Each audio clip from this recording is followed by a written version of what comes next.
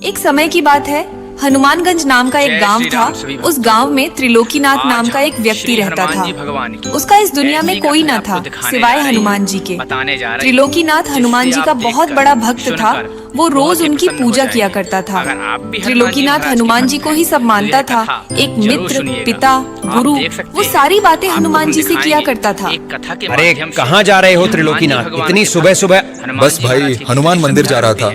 हनुमान जी की पूजा करके दिन की शुरुआत करूंगा। अच्छी बात है, चलो आओ तुम पूजा करके मिलते हैं फिर। त्रिलोकीनाथ मंदिर पहुंचता है और मंदिर की साफ सफाई करने लगता है।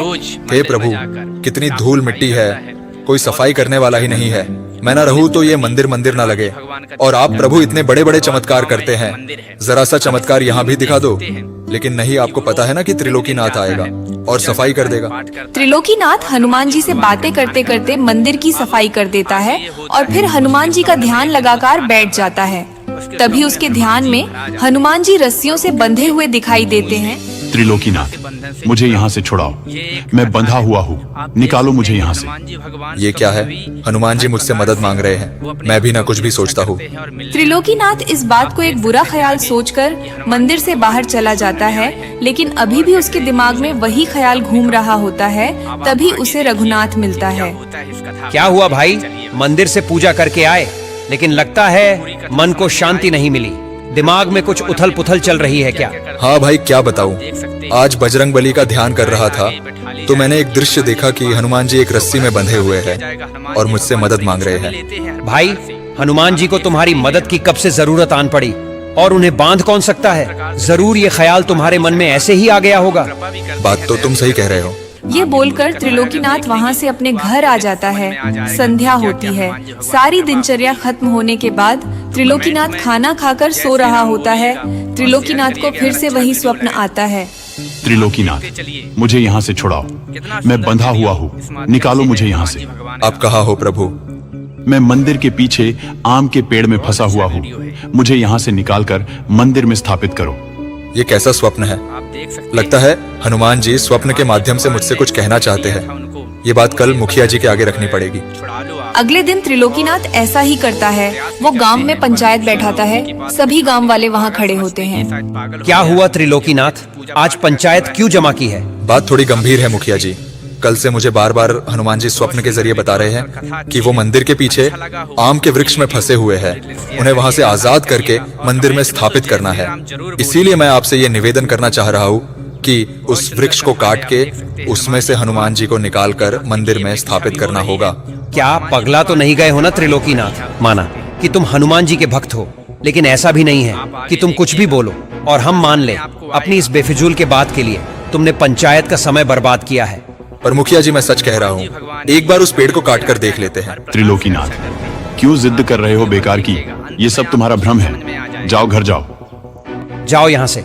आज की सभा यही समाप्त की जाती है। मुखिया त्रिलोकीनाथ को भगा देता है और कड़े शब्दों में पेड़ काटने के लिए मना कर देता है।